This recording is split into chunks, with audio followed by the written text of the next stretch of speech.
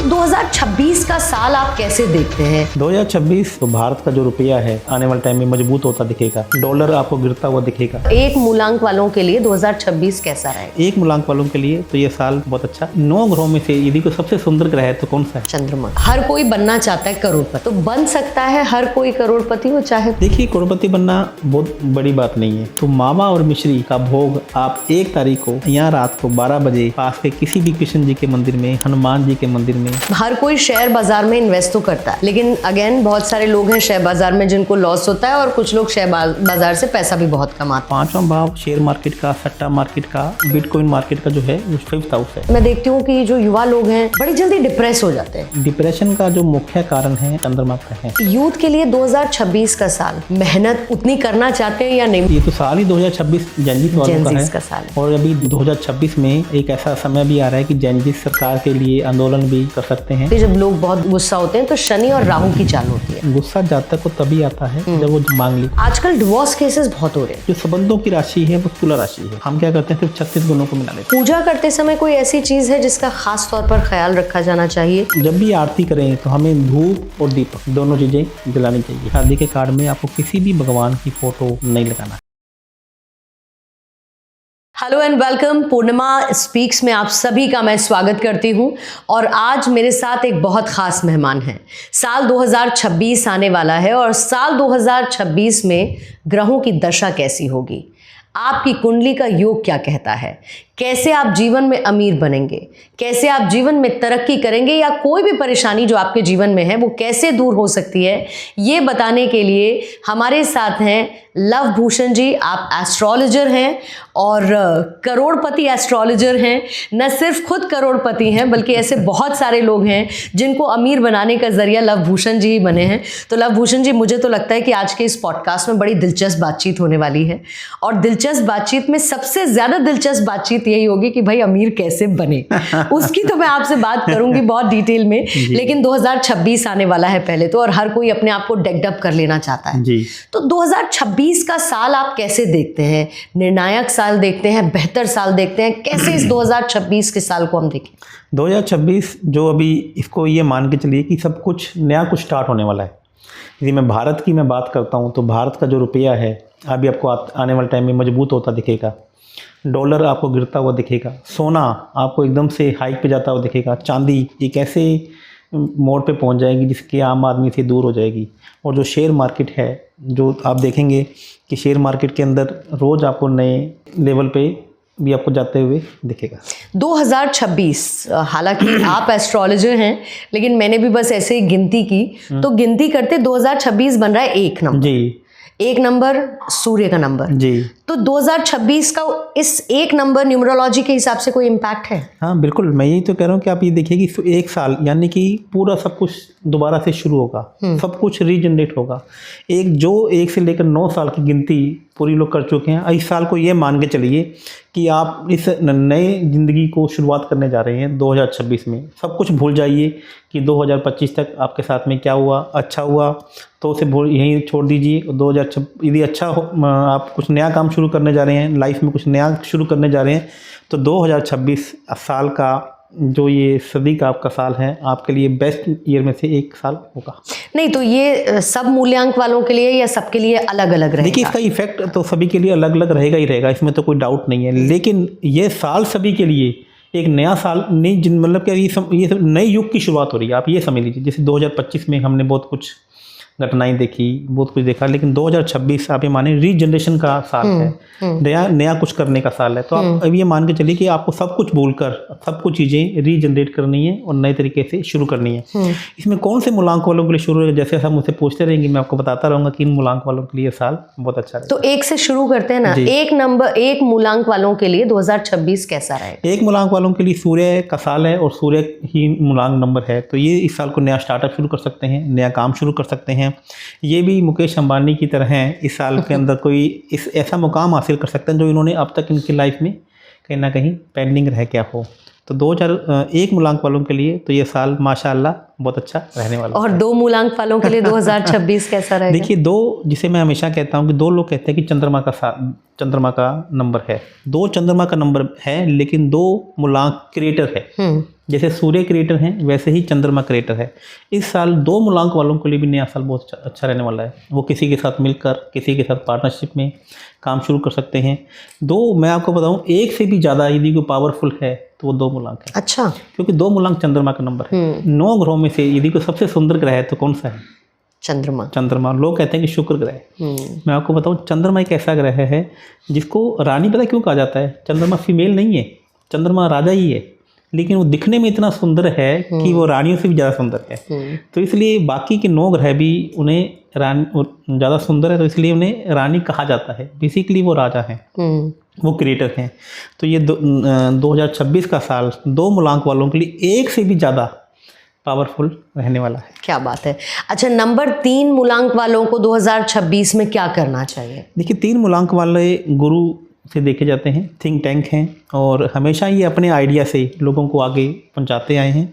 तो 3 नंबर इस साल आपको खुद को आगे बढ़ने वाला ये साल आपके लिए आया है। अपने आइडियाज़ पे खुद काम कीजिए, लोगों को देना छोड़िए। आप देखिए कि यह साल आपके लिए नेम एंड फेम और जिसे कहते हैं थिंक टैंक के रूप में आपको जाना जाएगा और ये साल आपके लिए बहुत अच्छा रहेगा। नंबर 4 वालों के लिए 2026 कैसा साल रहेगा?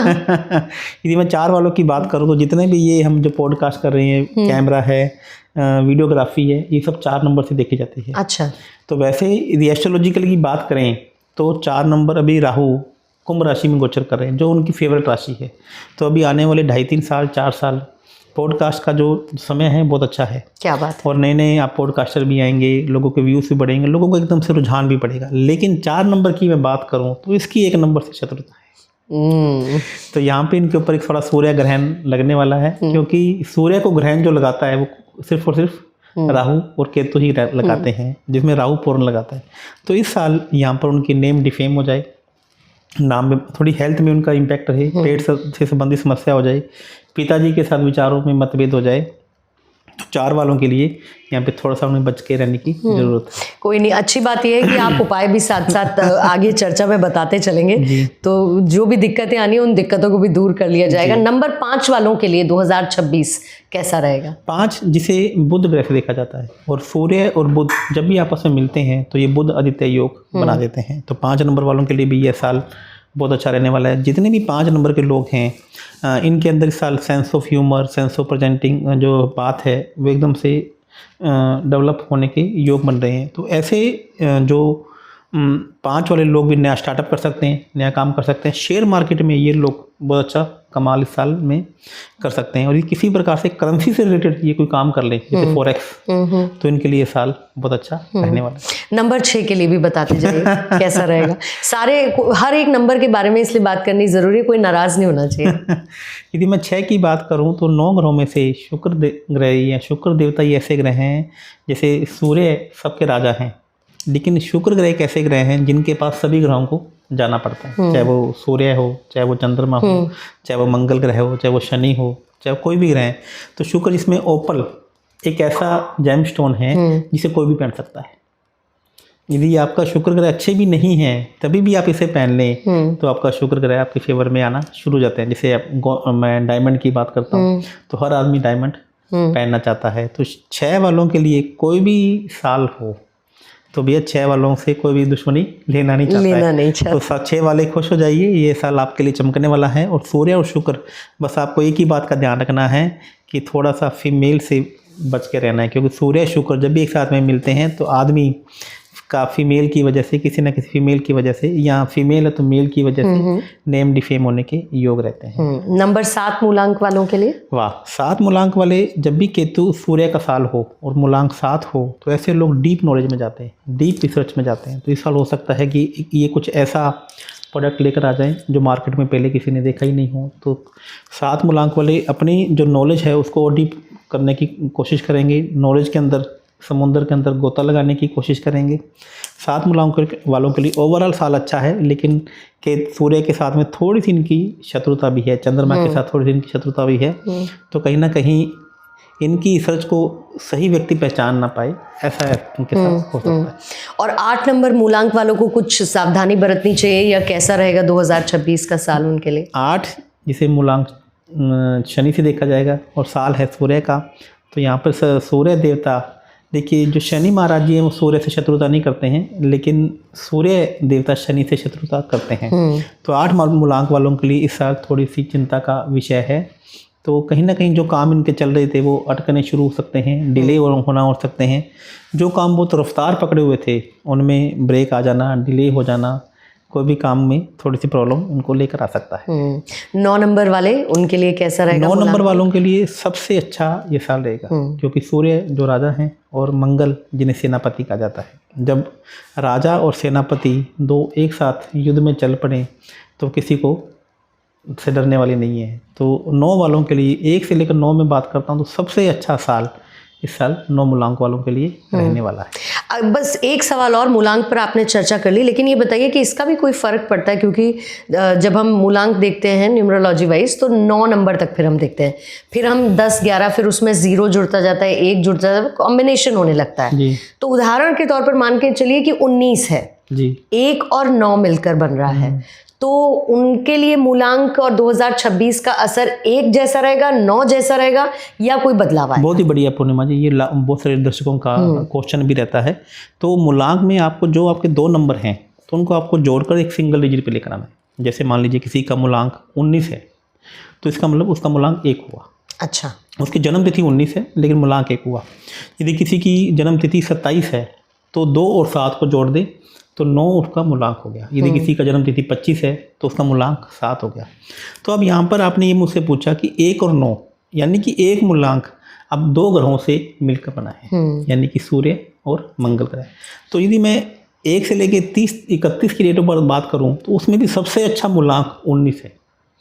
और इस साल 19 वालों के लिए यह साल बहुत अच्छा रहने वाला है, क्योंकि उसमें पहले सूर्य और मंगल के गुण हैं और वो सूर्य मंगल बनकर सूर्य बन रहा है। तो एक मूलांक वालों में भी 19 यदि किसी की डेट ऑफ बर्थ है तो सबसे बेस्ट डेट ऑफ बर्थ रह सकती है। चलिए, सबके लिए तो आपने खुशखबरी दी ही है और कुछ सतर्कता भी, लेकिन मुझे ये बताइए कि हर कोई बनना चाहता है करोड़पति जी, हर कोई चाहता है उसके पास पैसा हो, जी। तो बन सकता है हर कोई करोड़पति वो चाहे? देखिए, करोड़पति बनना बहुत बड़ी बात नहीं है। करोड़पति में आप कितनी, आपको लखपति में, करोड़पति में, 100 करोड़ में, 1000 करोड़ में कितनी जीरो लगानी है ये हम और आप देखते हैं। जब ऊपर वाला पैसा देने को आता है ना तो जीरो नहीं देखता है, वो तो ये देखता है कि आपका मेरे प्रति क्या समर्पण का भाव है।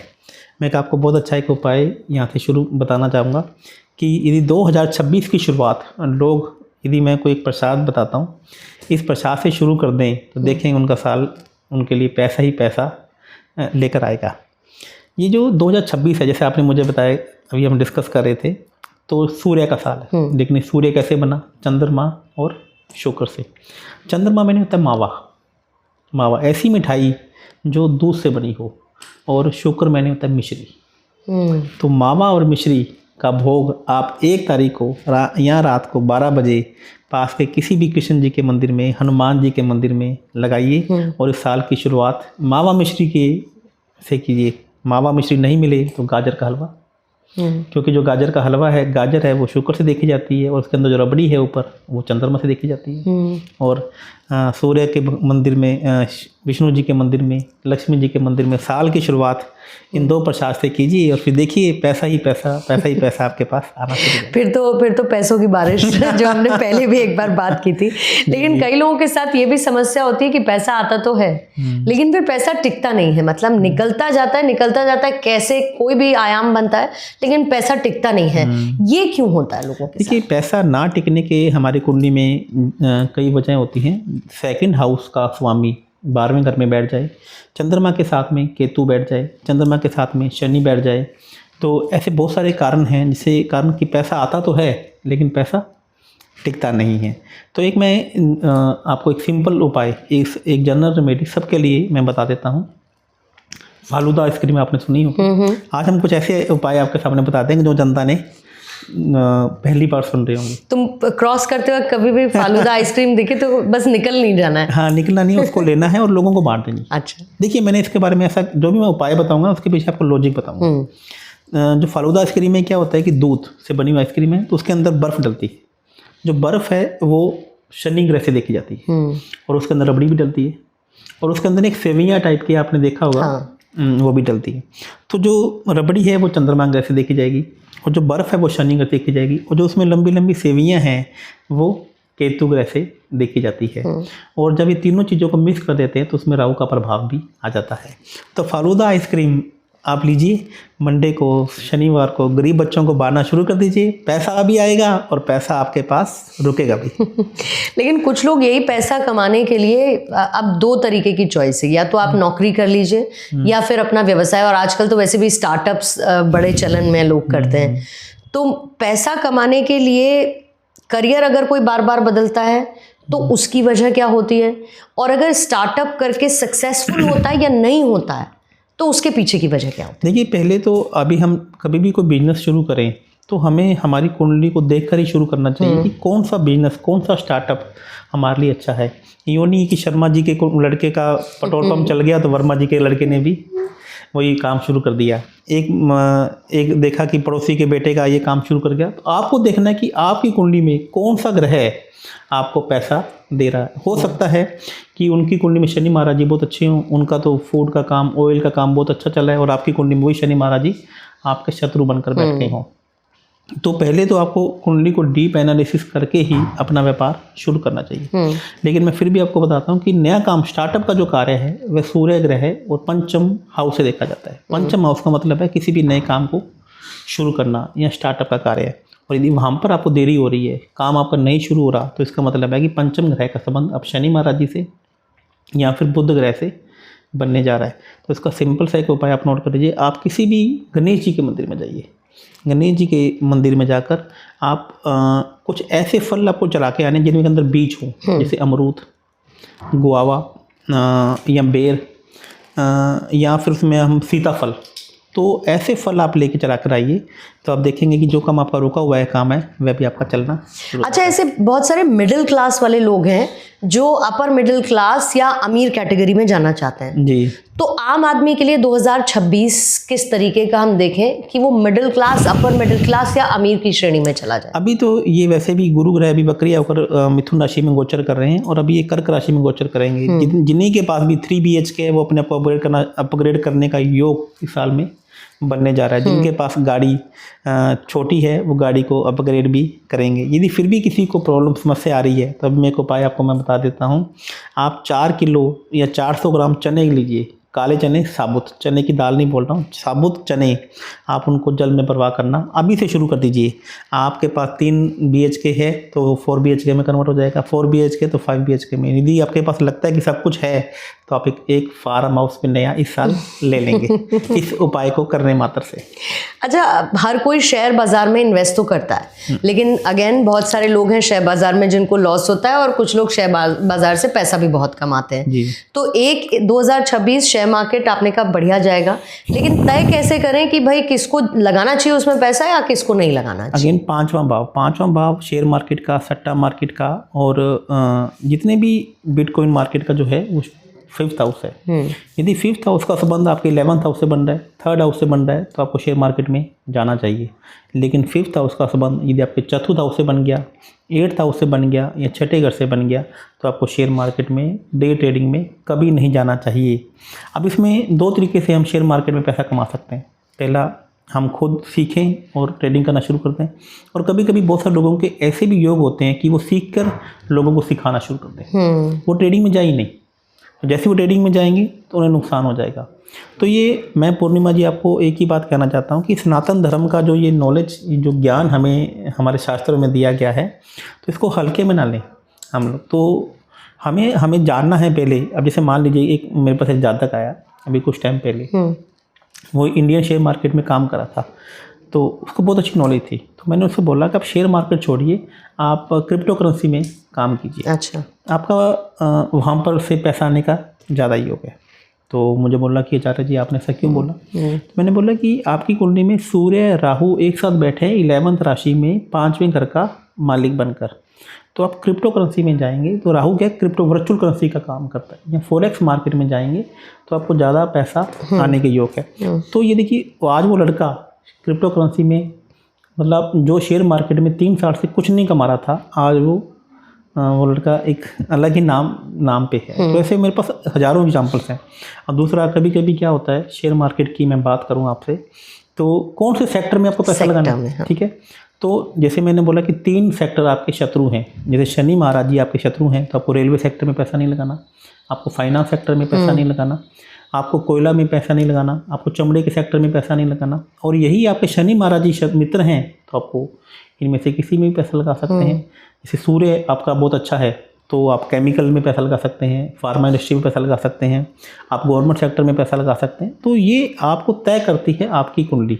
लेकिन एक उपाय मैं सबके लिए बताना चाहूँगा कि शेयर मार्केट के बाहर क्या खड़े होते हैं, नंदी महाराज, बुल्स आई। तो यदि शेयर मार्केट में आपको पैसा लगाना है तो एक मेरा उपाय आप नोट कर लीजिए, चाहे वो पैसा कमा रहे हैं तभी भी और नहीं कमा रहे हैं तभी भी, गुड़ के परांठे बनाने हैं आपको। गुड़ का परांठा बनाइए और नंदी महाराज जी को, देसी नंदी महाराज जी को, जिनकी असल में नंदी महाराज जी भी 2 प्रकार के आते हैं, एक जर्सी और एक देसी। जर्सी को आप चाहे खिलाते रहो, चाहे उनको कोई आपको बेनिफिट नहीं मिलेगा।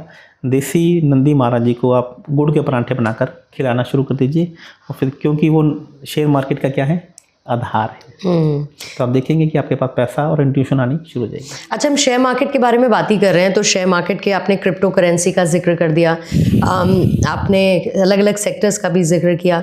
एक बड़ा हालिया मैंने अपने आसपास के लोगों से सुना, ये वज़ीर एक्स की कुंडली क्या है?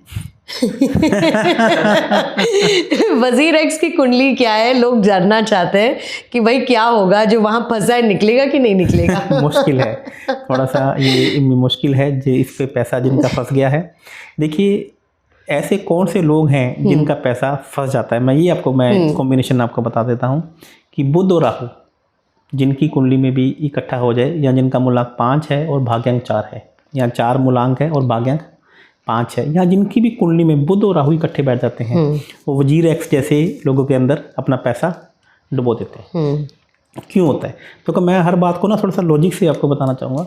बुध राहु यानी कि आपकी बुद्धि का कंट्रोल सामने वाले के पास में चला गया। जैसे आपको किसी ने मैसेज डाला कि आप मुझे 1000 रुपये दीजिए, मैं आपको 2000 रुपये करके दे देता हूँ, तो आपने उसको 1000 रुपये दिए और 2000 रुपये उसने आपको रिटर्न कर दिए।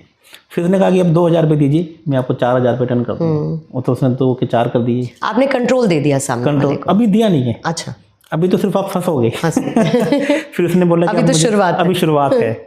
उसने कहा कि मुझे 5000 दीजिए, मैं आपको कमा के 10,000 दे दूंगा। तो जैसे ही 2-3 बार वो आपके पैसे अकाउंट में डाल देता है, तो ऐसे लोग क्या करते हैं, जितनी भी अपनी सेविंग्स हैं अपने वाइफ के खाते में, अपने खाते में सारी निकाल के सोना बेच के सामने वाले को दे देते हैं। अब वो बोलते, सामने वाला कहता है कि मुझे 1 लाख रुपये दो, वो कहते 1 लाख नहीं है, तू 10 लाख ले ले।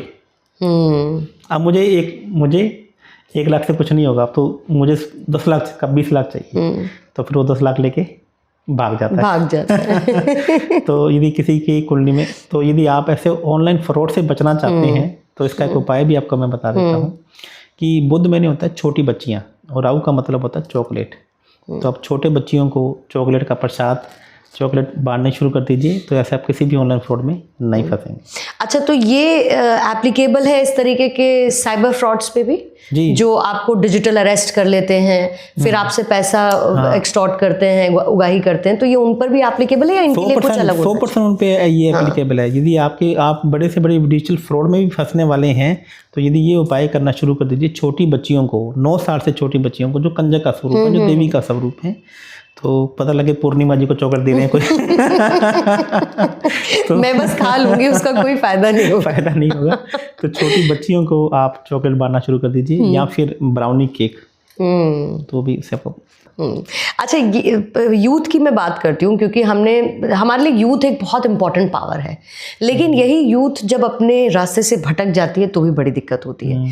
अभी बड़ा दिक्कत है, मैं देखती हूँ कि जो युवा लोग हैं, नए नए बच्चे हैं, बच्चियाँ हैं, बड़ी जल्दी डिप्रेस हो जाते हैं, डिप्रेशन में चले गए हैं। उसके लिए आप साइकोलॉजिस्ट से मिल रहे हैं, सेशंस ले रहे हैं, दवाइयाँ खा रहे हैं, ये डिप्रेशन में क्यों चले जाते हैं बच्चे इतनी जल्दी? देखिए, ये एक बहुत बड़ा आने वाले टाइम की समस्या बनने जा रही है। डिप्रेशन का जो मुख्य कारण है, अगेन चंद्रमा ग्रह हैं। जिनका भी जन्म 2000 के बाद हुआ है, तो उनका अक्सर जो कुंडली हमने देखी है कि उनमें चंद्रमा ग्रह बच्चों का ज़्यादा अच्छा नहीं है। जिनका भी जन्म 2000 से पहले का है, तो उनमें आपको ये समस्या देखने को कम मिलेगी। ये कहीं ना कहीं हमारे कर्मों का ही कोई हिस्सा है, कर्मों का ही कोई पार्ट है, प्रारब्ध है। तो इसके बहुत सारे उपाय हम कुंडली को देखकर बताते हैं कि जो डिप्रेशन का मुख्य कारण होता है, चंद्रमा के साथ में राहु हो, चंद्रमा के साथ में केतु हो, या चंद्रमा के साथ में शनि और केतु आ जाए, या चंद्रमा के साथ में राहु और शनि आ जाए, तो 90% आपकी कुंडली में योग है कि बच्चा डिप्रेशन में जा सकता है। और क्योंकि और दूसरा, यदि उनके ऊपर से मंगल ग्रह की भी दृष्टि पड़ जाए या मंगल ग्रह की युति हो जाए, तो यह जो प्रभाव है और भी ज़्यादा इफ़ेक्टिव हो जाता है। तो इसके जो उपाय हैं वह तो कुंडली को देखकर ही हम बहुत अच्छे से बता सकते हैं, लेकिन एक मैं आपको बहुत एक अच्छा उपाय बता देता हूँ। नशा का मतलब है कि अब आपको नशा मुक्ति सेंटर में जाना होगा। अच्छा। यदि मतलब कि आपको जो सेवा करनी है, आपको जो चीज़ें पहुँचानी है, वो नशा मुक्ति सेंटर को देखिए। कोई भी आपके आसपास जहाँ पर या बड़े शहर में हो, तो वहाँ पे आप चावल का डोनेट करना चालू कर दीजिए, या दूध का डोनेशन करना चालू कर दीजिए, या कोई ऐसे बच्चों का आश्रम देखिए जहाँ पे स्पेशली एबल्ड बच्चे हों।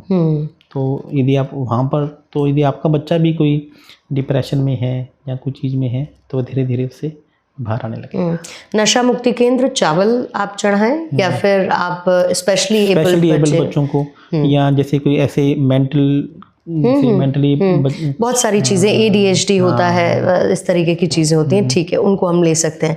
अच्छा, क्योंकि यूथ की मैं बात कर रही हूँ, यूथ के लिए 2026 का साल बहुत जल्दी सक्सेसफुल होना चाहते हैं, मेहनत उतनी करना चाहते हैं या नहीं, मैं इस पे डिसाइसिव नहीं होंगी, वरना मुझे जेनजीज बोलने लगेंगे कि मैं उनके लिए बात कह रही हूँ।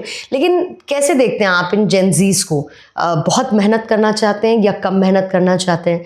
बहुत पैसा कमाना चाहते हैं या कम में खुश रहते हैं? अरे वाह, जेनजीज, ये तो साल ही 2026 जेनजीज वालों का साल है। और अभी 2026 में एक ऐसा समय भी आ रहा है कि जेनजीज सरकार के लिए आंदोलन भी कर सकते हैं। बहुत सारे यूथ ऐसा एक अभी योग बना हुआ है कि एकदम से गवर्नमेंट के खिलाफ हो, चाहे किसी भी स्टेट की गवर्नमेंट हो या किसी भी सेंटर की गवर्नमेंट हो, उनके खिलाफ भी एक बहुत बड़ा अभियान जेनजी सभी शुरू कर सकते हैं। ऐसा एक बहुत बड़ा योग बना हुआ है, क्योंकि मंगल का गोचर शुरू होने वाला है राहु के ऊपर से, और मंगल जिसे यूथ से देखा जाता है, जिसे जेनजी से देखा जाता है।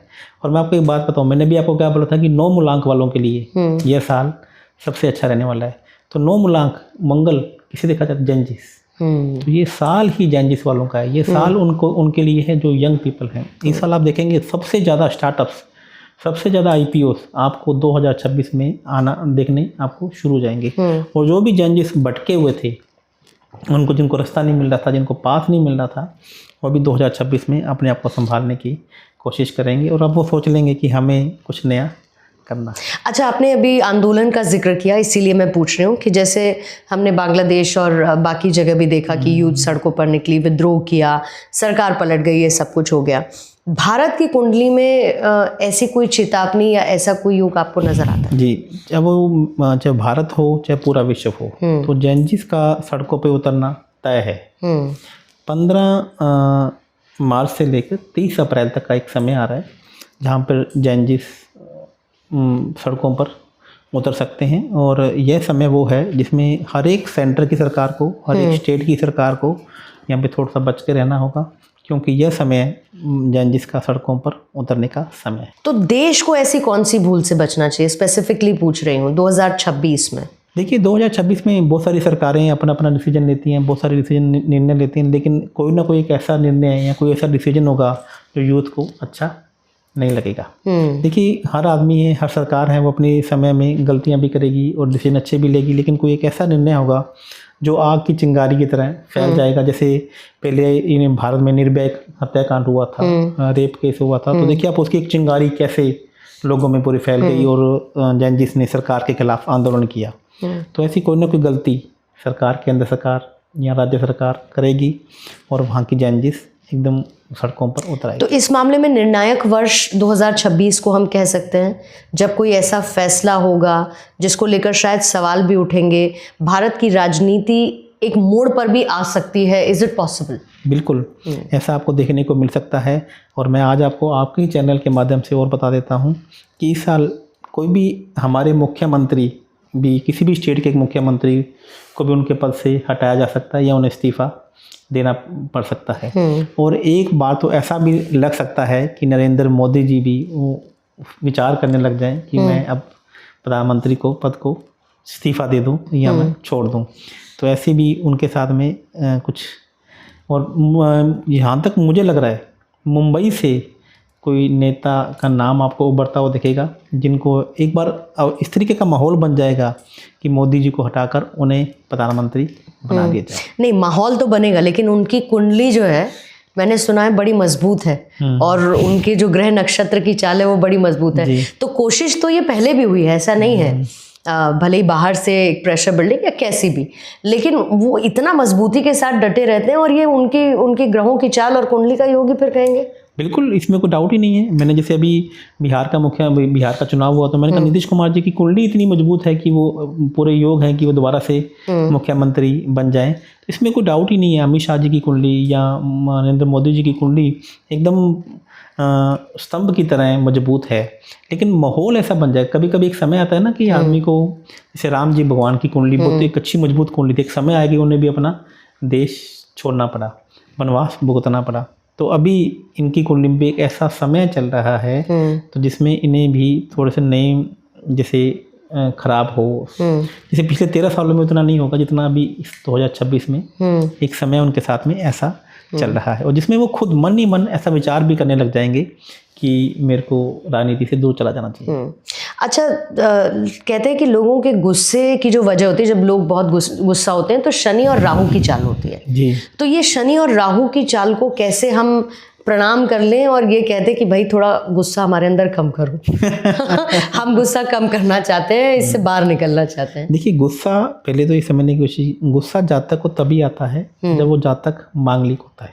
अच्छा। यदि लगन में मंगल हो, चतुर्थ घर में, 7th में, 8th में या फिर 12th में। आपने देखा होगा कुछ, आपने 2 वर्ड सुने होंगे, उग्रवादी और उदारवादी नेचर के लोग होते हैं। तो जिनकी कुंडली में मंगल ग्रह चतुर्थ, सप्तम, अष्टम या 12th में बैठ जाए तो उन्हें मांगलिक आ जाता है। तो आपने ये भी सुना होगा कि मांगलिक की शादी मांगलिक से करा दी जाए। तो इसके पीछे का कारण क्या है कि जो मंगल, जिनका मांगलिक जो होते हैं ना, वो उग्र प्रवृत्ति के होते हैं, मतलब अग्रेसिव ज़्यादा होते हैं, गुस्सा ज़्यादा आता है। इसलिए मांगलिक की शादी मांगलिक से कराई जाती है कि सामने वाला भी उग्रवादी है और ये भी उग्रवादी है, उग्रवादी की शादी उग्रवादी से करा दो तो आपस में लड़ेंगे नहीं। हाँ। नहीं तो क्या होगा कि एक मांगलिक की शादी नॉन मांगलिक से करा दी जाए तो उन दोनों के बीच में मारपीट होने के योग हो जाते हैं।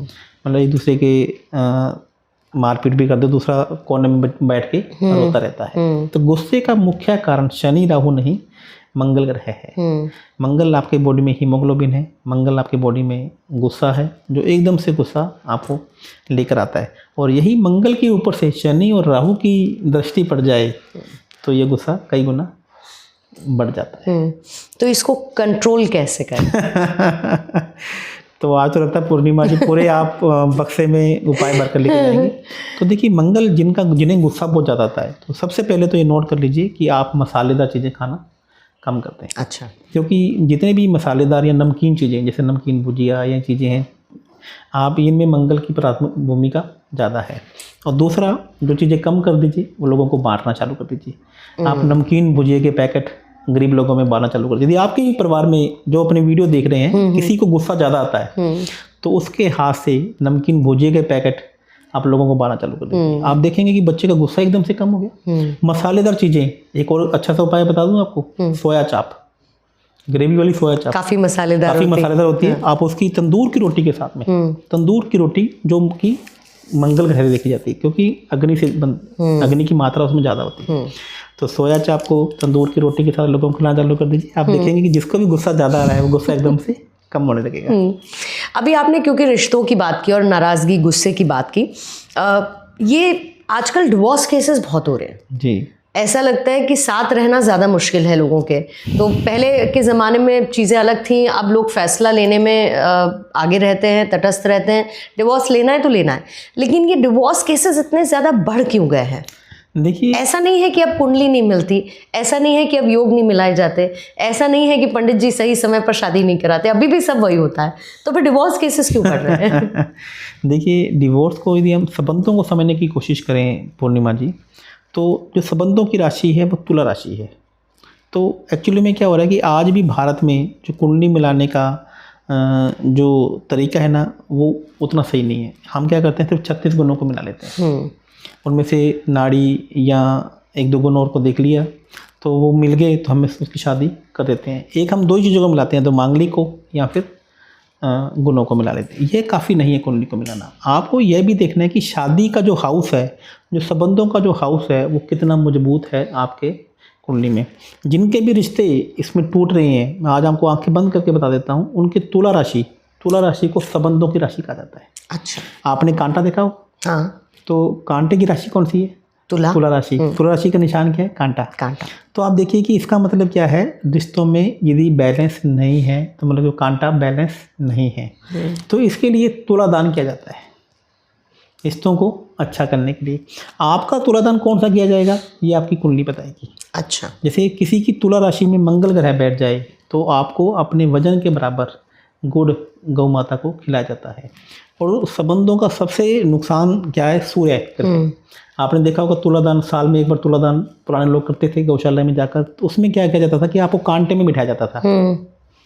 कांटे में बिठाया जाता था और फिर मापा जाता था और आपके वजन के हिसाब से, आपके वजन के बराबर ही चीज़ों को गौ माता को खाना खिलाया जाता था। तो वजन में बिठाना, कांटे के ऊपर बिठाना का मतलब है पूर्णिमा जी तुला दान करना। तो तुला दान का मतलब था कि आपके वजन के बराबर गौ माता को दलिया खिलाया जाएगा। तो यदि आप रिश्तों से खराब हैं तो अब मैं आपको आपके कुंडली से बता लोगों को यही नहीं पता कि तुलादान जाके कहाँ पे जाके करना है।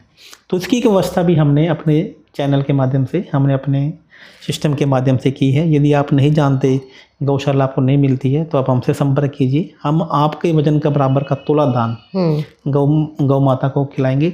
हमने एक ऐसी राजस्थान के अंदर गौशालाओं को ढूंढा है, तकरीबन 18,000 गौवंश अच्छा वहाँ पर है, वो भी देसी। तो यदि, और मैंने ये भी देखा है अपने 3 साल के करियर में भी, जो एस्ट्रोलॉजी के मैं प्रोफेशनल, कि जैसे ही हमने गौ माता को आपके रिश्तों में जो समस्या आ रही थी वो चीज़ें गौ माता को पहुंचा दी, तो आपके रिश्तों में तुरंत एक नया मोड़ आना शुरू हो जाता है। लोग अब आपको समझना शुरू कर देते हैं। नहीं, जैसे डिवोर्स तो बहुत एक हो गया कि एकदम एक्सेस स्टेप आपने ले लिया, लेकिन कई बार कुछ ऐसे भी रिश्ते होते हैं पति पत्नी के जहाँ पर एक जना खुश नहीं है या डिप्रेस्ड है या वो नहीं है जो वो है एक्चुअली में, तो फिर भी लोग रिश्तों को निभाना चाहते हैं। तो क्या करें फिर? बेहतर करें उस रिश्ते को, बातचीत करें, कोई ऐसे दान करें? देखिए, 2 प्रकार से इसको हम समझने की कोशिश करते हैं। एक रिश्ता जो सारी हदें तोड़ चुका है, जहाँ पर अब आप बिल्कुल ही रिश्तों को निभा ही नहीं सकते, तो वहाँ पर तो हम बोलेंगे कि रिश्तों को अब छोड़ना ही बेहतर है। लेकिन जहाँ पर हमें लगता है कि छोटी छोटी बातें परेशान हो रही है, कई बार पूर्णिमा जी ऐसा भी बोलता है कि शादी से पहले तो मेरी बहुत वो केयर करता था, लेकिन अब वो उतनी प्यार नहीं करता। या फिर कभी कभी महिलाओं को या लोगों को शिकायत रहती है कि 5 साल पहले तो मेरी वाइफ मुझसे बहुत प्यार करती थी, अब उतना प्यार नहीं करती। तो इसका मतलब है कि कहीं ना कहीं दशा और अंतर्दशा भी उसके फेवर में नहीं है। जो 5वां घर है वो आपका लव का रिलेशनशिप का है, और जो 7वां घर है वो आपका स्थायित्व का है। अभी मैं आपको एक बात और बता देता हूँ। अभी केतु महाराज जी का जो गोचर है वो सिंह राशि में से हो रहा है। अच्छा, सिंह राशि का मतलब होता है लव एंड रिलेशनशिप। और अभी जो भी हमारा पॉडकास्ट लोग देख रहे हैं, तो आप देखेंगे पिछले 1.5 से 2 महीनों में, 3 महीनों में, 4 महीनों में ब्रेकअप के योग बहुत ज़्यादा बने हुए हैं। क्योंकि केतु क्या करता है, किसी भी चीज़ को ब्रेक कर देता है, तोड़ देता है। और लव एंड रिलेशनशिप में केतु की भी दशा चल रही है। तो अभी जो ब्रेकअप होने के जो योग बनेंगे, उसके पीछे पता क्या कारण बनेगा? उसके पीछे कारण बनेगा कि हम किसी और से चैट कर रहे हैं और वो चैट हमारी पकड़ी गई। अच्छा, जैसे मान लीजिए कि किसी से मेरी दोस्ती है और मैंने अपने वाइफ को या अपने किसी को नहीं मालूम चला, या मेरे किसी फ्रेंड को नहीं पता, तो अब वो कारण चल रहा है कि अब आपकी दोस्ती टूटने का कारण वो नहीं रहेगा कि वो कहीं और चला गया। अब दोस्ती टूटने का कारण आप खुद होंगे कि आपकी खुद की चैट या आपके खुद का जो किसी और से बात कर रहे थे चोरी छुपे, वो आप पकड़े जाओगे। तो ऐसा कि योग बना हुआ है इसको, ये एक्स्ट्रा मैरिटल अफेयर है। जी, जो आप ये कह रही हैं, ये कैसे पता चले कि एक्स्ट्रा मैरिटल अफेयर में आपका पार्टनर है? ये भी कुंडली में होता है? हाँ बिल्कुल। अभी तो मैं कह रहा हूँ एक्सटर्नल मैटरनल अफेयर के पकड़े जाने के योग अभी पूरे के पूरे, उसी वजह से रिश्ते टूटेंगे। हाँ। उसी वजह से ब्रेकअप्स होंगे, उसी वजह से डिवोर्स केसेस होंगे। अभी योग उसके पूरे बने हुए हैं। एक्सटर्नल मैं अभी आपको कुंडली देखकर ही बता सकता हूँ कि आपकी कुंडली, किसी की कुंडली में एक्स्ट्रा मैटर होने के योग क्या है। क्या है? यदि सप्तम भाव का स्वामी जितने ग्रहों के साथ में संबंध बनाता है, जातक का उतने लोगों के साथ में रिलेशन होने के योग हो जाते हैं, बशर्ते वो उसकी नज़र, गुरु की नज़र ना पड़े। और ऐसे ही फिफ्थ हाउस का स्वामी कितने ग्रहों के साथ में संबंध बनाए, उतने उसके अफेयर हो सकते हैं। तो अभी के लिए यदि आपका कोई रिश्ता, ब्रेकअप की कोई समस्या चल रही है, तो अभी का मैं एक उपाय आपको बता देता हूँ। नींबू की माला, 11 नींबू की माला आपको लेनी है और काली माता जी के मंदिर में या भैरव जी के मंदिर में या शनि महाराज जी के मंदिर में आपको चढ़ा के लानी है। और साथ में एक चाकू और एक कैंची भी लेनी है। और ये दोनों चीज़ें लें और साथ में एक नींबू की माला आप भैरव जी के मंदिर में चढ़ा कर आएँ। तो यदि आपके प्यार में कोई तरीके की समस्या आ रही है तो वो वहीं पर रुक जाएगी। ये आपने बहुत अच्छा उपाय बताया, लेकिन और भी उपायों में अभी थोड़ी देर पहले आप चर्चा कर रहे थे कि शादी में क्या दिक्कत है या क्या समस्या हो जाती है। जैसे हम लोग शादी के कार्ड छपवाते हैं जी, हम तो ट्रेडिशनली जैसे कार्ड छपते हैं वैसे ही छपवाते हैं, ऐसा कुछ है जो उसमें गड़बड़ होती है जिसका इम्पैक्ट इन सब पे पड़ता है? देखिए हम लोग अक्सर ये गलती कर देते हैं कि शादी का कार्ड छपाते ऊपर गणेश जी की फोटो लगा देते हैं। वो तो हर शादी के कार्ड में होता हाँ, तो मैडम वो शादी के कार्ड में आपको किसी भी भगवान की फोटो या स्वरूप नहीं लगाना है। वजह? क्योंकि शादी का कार्ड कुछ समय बाद देखो आप कचरे के डिब्बों में जाता है, गंदगी के ढेरों में जाता है, और आप जानने अनजाने में अपने ही देवता को, जो गणेश जी जो आपके इष्ट हैं, पैसा देने में सबसे ज़्यादा जो मदद करते हैं वो गणेश देवता, गणेश महाराज जी करते हैं। और उनका नाम लगाकर आप एक ऐसा पाप कर देते हैं जो आपको नहीं करना चाहिए। तो कोई भी शादी का कार्ड हो या कोई भी आप प्रोडक्ट भी अपनी कंपनी का बना रहे हो, तो किसी भी प्रोडक्ट के ऊपर आपको भगवान का नाम या भगवान की फ़ोटो नहीं लिखानी है। पूजा करते समय जब लोग बैठते हैं, आजकल तो बड़ा पूजा में मग्न रहते हैं, ध्यान देते हैं, समय देते हैं लोग, तो पूजा करते समय कोई ऐसी चीज़ है जिसका खास तौर पर ख्याल रखा जाना चाहिए ताकि आपको उसका फल मिले उसी तरीके से? देखिए, पूजा करते समय हमें 2 बातों का पहले ध्यान रखना चाहिए कि हम सब लोग चाहते हैं कि हमारे पास मर्सिडीज गाड़ी हो, बड़ा घर हो, बड़ा बंगला हो। जब आपको बड़ा घर, बड़ा बंगला चाहिए, तो जो आपके घर में एक पूजा रूम है, वहाँ की देवी देवताओं को तो भी कुछ चाहिए, हम वो भी आपसे एक्सपेक्ट करते हैं। तो हम लोग जब भी आरती करें तो हमें धूप और दीपक दोनों चीज़ें जलानी चाहिए। हम अक्सर क्या करते हैं, जैसे मैं भी कहीं जाता हूँ तो लोग सिर्फ और सिर्फ अगरबत्ती जला देते हैं। तो जब भी आप आरती सुने, किसी भी देवता की आरती सुने, तो उसमें लिखा हुआ है धूप और दीप, दोनों आपके घर में एक साथ में अकेले जलने चाहिए और दोनों इकट्ठे जगने चाहिए। और साथ में बेल का एक विशेष रूप से प्रभाव बताया गया कि घंटी भी देवी देवताओं को सुनानी चाहिए। लेकिन अब यहाँ पे गलती लोग क्या कर देते हैं, जब लोग अगरबत्ती जलाते हैं तो अगरबत्ती किसकी जला देते हैं? बैम्बू की बनी हुई, जो बांस की बनी हुई है। अरे भाई, जो बांस की बनी हुई अगरबत्ती है ये तब जलाई जाती है जब किसी की डेथ हो जाती है। हमारे एक्चुअली 16 संस्कार होते हैं जन्म से लेकर मरण तक, ठीक है, जिसमें जन्म से 3 संस्कार जन्म से पहले के होते हैं, फिर जन्म से लेकर मृत्यु तक उसे 16 संस्कार बोला जाता है। और जिसमें लास्ट का जो संस्कार है उसे दाह संस्कार बोला जाता है। उसमें एक अग्नि घर से लेके जाई जाती है, जिसे शमशान भूमि तक लेके जाया जाता है। उस अग्नि जो जलाई जाती है वो बैम्बू की अगरबत्ती से जलाई जाती है। तो और हम लोग जानने में सभी अपने ही देवी देवताओं को बैम्बू की अगरबत्ती दिखा रहे हैं। अरे भैया, क्या अशुभ कार्य आप कर रहे हैं? तो यहाँ पर गोबर की बनी हुई अगरबत्ती, अगरबत्ती का मतलब क्या है? जिसमें अगर नाम की जो खुशबू है, अगर नाम की वनस्पति है वो उसमें होनी चाहिए। आपने सुना होगा ना, अगर और तगर, अगर और तगर नाम की 2 वनस्पतियाँ होती हैं, वो अगरबत्ती में होनी चाहिए। तो आप भगवान को मनाना चाहते हैं तो हमें पूरा पहले हम प्रोसेस तो समझ लो, बहुत आसान है भगवान को मनाना, बहुत ही लेकिन हम जानते नहीं हैं। एक अगरबत्ती के साथ में धूप चलाना शुरू कर दीजिए। और बेल भी आप जो लोग घर पे बजाते हैं ना, वो ब्रास की है, उसका साउंड ही नहीं बजाते हो, भगवान को अच्छी नहीं लगती है। भगवान को हमेशा कांसे की बेल जो होती है, कांसे का धातु होता है, उसकी बेल भगवान को बहुत ज़्यादा प्रिय है। और अब कांसे की बेल, ये 3 चीज़ें अभी कर लेते हैं। और कोई भी घर के अंदर मूर्ति है वो कभी भी 9 इंच से बड़ी नहीं होनी चाहिए, क्योंकि यदि 9 इंच से मूर्ति आपके घर पर बड़ी है तो फिर आपको उनको वैसे ही ध्यान रखना पड़ेगा जैसा आप एक इंसान का ध्यान रखते हैं। उनको आपको सुलाना पड़ेगा, उन्हें उठाना पड़ेगा, उन्हें नहलाना पड़ेगा, उन्हें 3 टाइम का भोजन देना पड़ेगा। यदि आप ऐसा कर सकते हैं तो मूर्ति रखिए 9 इंच से बड़ी, नहीं तो 9 इंच से छोटी ही अपने घर पर मूर्ति रखिए। मुझे लगता है आज इस पॉडकास्ट के थ्रू ना बहुत सारी ऐसी ऑनेस्ट मिस्टेक्स होती है ना कि आपको पता ही नहीं आप गलती कर रहे हैं, तो वो दूर करने में बड़ी हेल्प मिलने वाली है। क्योंकि आपने कहा अगरबत्ती, अच्छा आजकल तो कोई देखता ही नहीं है, अगरबत्ती मंगानी, बस अगरबत्ती मंगानी, वो अगरबत्ती में अगर है या नहीं है, लकड़ी कौन सी है, क्या है, उसका कोई खास ध्यान बहुत देता नहीं है। एक और जो उपाय बहुत ज़्यादा बताया जाता है आचार्य जी, वो ये रहता है कि आप सूर्य को जल चढ़ाएं जी। अपने सूर्य को मजबूत रखने के लिए, करियर में प्रगति करने के लिए, नंबर 1 मजबूत करने के लिए, तो आप सूर्य को जल चढ़ाएं। लेकिन सूर्य को जल चढ़ाने का तरीका मुझे लगता है कि हर किसी को नहीं पता है। आपको पूर्णिमा जी बहुत अच्छा, आपने मेरे दिल की बात आज आपने मेरी छीन ली। तो 99% लोग सूर्य को जल गलत विधि से चढ़ाते हैं। लोग क्या करते हैं कि फटाफट सूर्य, एक मटका लिया तांबे का, उसमें जल डाला, थोड़ी सी 2 दाने चीनी, रोली, मोली ये डाला और फटाफट भगवान सूर्य को जल दे दिया। आप एक बात बताइए, मैं आपको पहले लॉजिक से बात बताऊंगा। आपने मुझे चाय ऑफर की, चाय के अंदर चीनी डाली और आपने मुझे बोला जी पी लीजिए, और मैं उसको पी लूँ, तो क्या चाय वो मीठी होगी? फीकी होगी। फीकी चाय तो फीकी में ही। तो भैया आपने उसके अंदर चीनी मिलाई है, तो चीनी को घोलो तो सही। तो पहले ही ध्यान रखिए कि तो आप सूर्य को जल दे रहे हैं, आपने फटाफट चीनी डाली या गुड़ डाला, वो वैसे का वैसे ही पड़ा है। भैया उसे घोलिए तो सही। अब मेरी बात को समझ रही हैं? तो जब भी सूर्य को जल चढ़ाया जाता है तो मीठा जल सूर्य देवता को चढ़ाया जाता है। मीठे जल का मतलब ये नहीं कि आप चीनी डाल दी, 2 दाने गुड़ के डाल दिए, मीठा हो गया। आप उसे प्रॉपर घोलिए।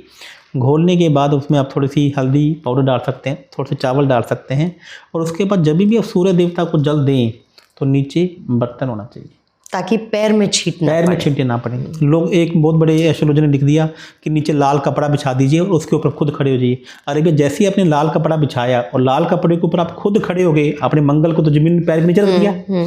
तो कभी भी ये गलती ना करें।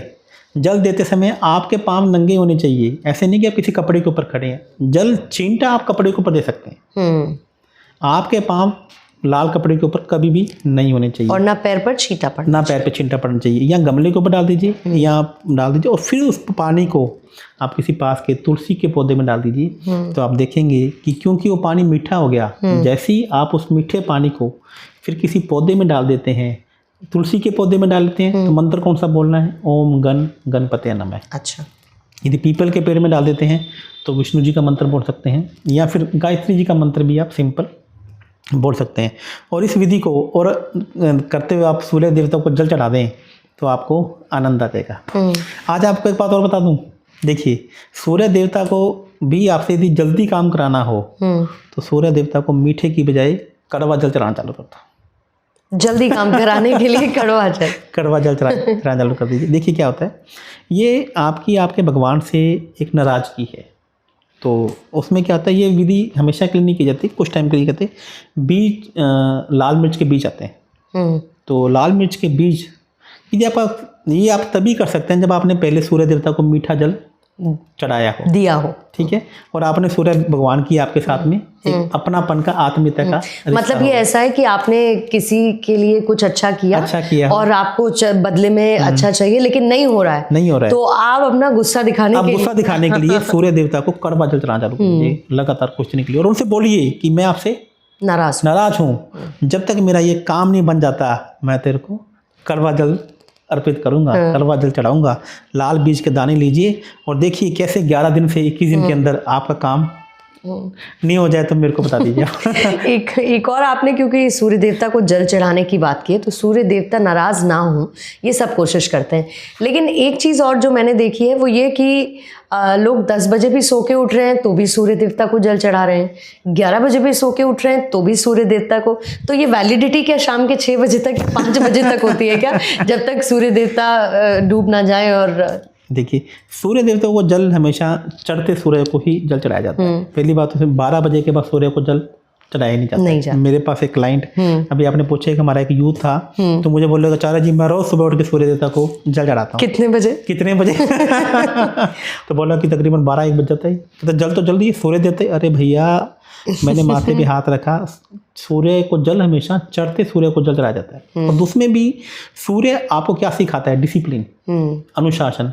तो आपको ऐसे सूर्य को जल चढ़ाना है जिसको आप अपनी नेक्ड आई से देख सकते हो, जिसको आप अपनी नंगी आंखों से देख सकते हो। अरे भैया, ऐसे 10 बजे 11 बजे यहाँ तो सूर्य पूर्व से उगकर दक्षिण में आ गई, तो या कौन सा आप दक्षिण की मुख की तरफ देख के जल चढ़ा रहे हो, आपको पूर्व की तरफ मुख करके, जब सूर्य 11 बजे तो दक्षिण की तरफ आ गए, वो तो दक्षिणावर्ती हो गए हैं। आपको सूर्य को जल चढ़ाना है तो 7 बजे, जो अभी सर्दियों के टाइम में, गर्मियों में 6 बजे। तो सूर्य का मतलब क्या है, जल चढ़ाने से आपको 2 फायदे होंगे।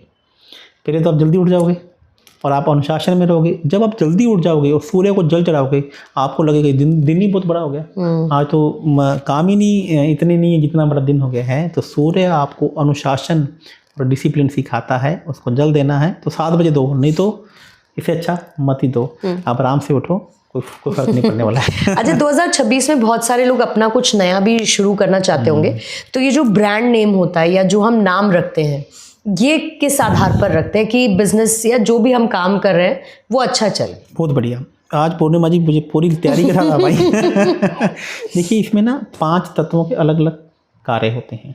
जिस तत्व का आप कार्य करते हैं उसी के हिसाब से आपका ब्रांड और लोगो आपको रखा जाता है। जैसे उदाहरण के तौर पर रेस्टोरेंट का काम है, ये वाटर एलिमेंट से देखा जाता है। वाटर एलिमेंट यानी कि टेस्ट, जो हमारी जीभ है। तो जीभ जो वाटर का काम है वो वाइट या फिर स्काई ब्लू कलर आपका हो सकता है। वाटर एलिमेंट की जो शेप है वो वेव की शेप है, मतलब जैसे पानी वेवी जैसा होता है। तो आप देखिए कि अमूल है या पेप्सी है, उनकी शेप आप देखेंगे ना वेव है। तो वहाँ पर कभी भी आप ट्रायंगल शेप में अपना लोगो नहीं बना सकते या रेड शेप में अपना लोगो नहीं बना सकते।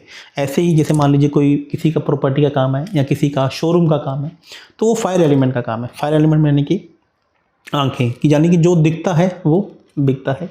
आप प्रॉपर्टी का काम कर रहे हैं और वहाँ पर आपको हमेशा जो लोगो है वो पहाड़ों के जैसा, मतलब कि राइजिंग शेप में होना चाहिए या फिर ट्रायंगल शेप में आपका हो सकता है। वहाँ पे कभी भी आप वाटर एलिमेंट या वेव या स्काई ब्लू कलर यूज आपको नहीं करना चाहिए। तो ऐसे ही जैसे मान लीजिए कि आपका फ्रेग्रेंस का काम है, खुशबू का काम है, तो ये अर्थ एलिमेंट का काम है। तो अर्थ एलिमेंट का जो कलर है वो येलो कलर है और वहाँ का जो दुश्मन है वो एयर एलिमेंट है। तो अब आपको कभी भी अर्थ के में फ्रेग्रेंस से संबंधित काम करते हैं या कोई भी ऐसा काम जो टिकाऊ ज़मीन से जुड़ा हुआ काम है, वहाँ पे कभी भी एयर एलिमेंट का लोगो आपका नहीं होना चाहिए। जैसे डॉक्टर का काम है, हॉस्पिटल का काम है, ये एयर एलिमेंट का काम है। ये हार्ट, जैसे आप देखें डॉक्टर जितने भी हैं, जब भी ऑपरेशन करने जाते हैं तो कौन से रंग की ड्रेस पहन के जाते हैं? वाइट, ब्लू या ग्रीन? ब्लू, अच्छा ब्लू या ग्रीन। वाइट रंग का तो उनका कोट होता है। और जब भी कुली जो ड्रेस पहनता है वो कौन से रंग की पहनता है? रेड कलर की। देखिए कि उसका कारण सुनिए क्या है। इसमें से इन सब के पीछे लॉजिक है, क्योंकि जो ग्रीन कलर है या जो स्काई ब्लू कलर है ये एयर एलिमेंट का कलर है। ये आपको जब भी आप किसी का हील करने जाते हैं तो आपको ये मोर पावर देता है कि आप सामने वाले को हील कर सकें। और जो कुली हैं ये लाल रंग के कपड़े क्यों पहनते हैं? क्योंकि ये जो काम कर रहे हैं ये मंगल से रिलेटेड काम कर रहे हैं। ऐसा काम कर जैसे बॉडी में पसीना आता है, तो यदि आप कुली को ब्लू रंग के कपड़े पहना दो, इनका काम करने का मन ही नहीं करेगा, ये आलस हो जाएंगे। तो इसका मतलब ये फायर एलिमेंट का काम है। देखिए आपने बड़ा अच्छे से समझा। तो ये ऐसे ही आपकी लेबर को कौन से कपड़े पहनाने हैं, आपको कौन से रंग का लोगो रखना है, तो ये कौन सा आप नेचर का काम कर रहे हैं, इससे ही समझकर देखा। यानी कि जो नाम की एनर्जी होती है वो आपके बिजनेस के ग्रोथ को इम्पैक्ट करती है, बिल्कुल इम्पैक्ट करती है, पॉजिटिवली भी और नेगेटिवली भी। एनर्जीज की बात हो रही है तो घर में एनर्जीज हम कैसे अच्छी करें? जैसे आजकल हम ग्रीनरी घर में करते हैं, हम पौधे लगाते हैं घर में, तो कई बार ऐसा होता है कि कुछ पौधे घर में लगा दिए जाते हैं, फिर कोई कहता है नहीं ये तो घर के अंदर लगाने वाले पौधे नहीं है। घर के अंदर कौन से पौधे लगाने चाहिए, घर के बाहर कौन से पौधे रखने चाहिए आपको? पहले मैं आपको 4 पौधे ऐसे बताता हूँ जो हर किसी के घर पर होने चाहिए। जैसे तुलसी का पौधा एक ऐसा पौधा है, ये होना ही चाहिए। लेकिन इसके अलावा मैं आपको 4 ऐसे पौधे बताता हूँ जो आपको पैसा भी देंगे, जो आपको हेल्थ भी देंगे। सबसे पहले पौधा लिख लीजिए, हर श्रृंगार का पौधा। हर श्रृंगार का पौधा, सहदेवी, विष्णु कांटा, अपराजिता का पौधा बोल देते हैं, और चौथा पौधा निर्गुड़ी का पौधा। ये 4 पौधे ऐसे हैं जो पूर्णिमा जी हर आदमी के घर पर होने चाहिए। मैं दोबारा से रिपोर्ट बताता हूँ। सहदेवी, हर श्रृंगार, विष्णु कांटा या फिर अपराजिता, एक ही बात है, और चौथा है निर्गुड़ी का पौधा। ये 4 पौधे आपको पैसा भी देंगे, आपके घर में हेल्थ, वेल्थ सब कुछ लेकर आएंगे। ये आप इंडोर प्लांट्स हैं, आप इसको घर के बाहर भी और घर के अंदर भी कहीं पर भी लगा सकते हैं। अच्छा, ये पौधे घर के अंदर घर के बाहर दोनों तरीके से ये काम करेंगे जी। अच्छा, और अगर घर में कोई मान के चलिए अगर बीमार हो या कोई ऐसी बीमारी हो जो ठीक है जिसका इलाज चल रहा हो लेकिन है बीमारी हमेशा के लिए, आपको लगता है कि उसमें पौधे का या घर में किसी और वस्तु का कोई रोल होता है उसको बेहतर करने? देखिए मैं आपको इसमें 4 पौधे ऐसे बता देता हूँ जो घर पे कभी नहीं होने चाहिए।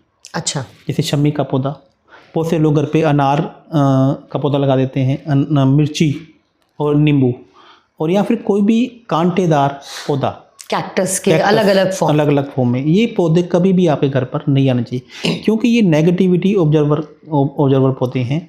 ये जैसे शमी का पौधा है, ये शमी के पौधे में देवताओं का भी वास है और दानवों का भी, असुरों का भी वास है। जैसे किसी के घर से मान लीजिए हमने नेगेटिविटी रिमूवल एक्टिविटी की, तो वहाँ से एकदम से असुर भागते हैं।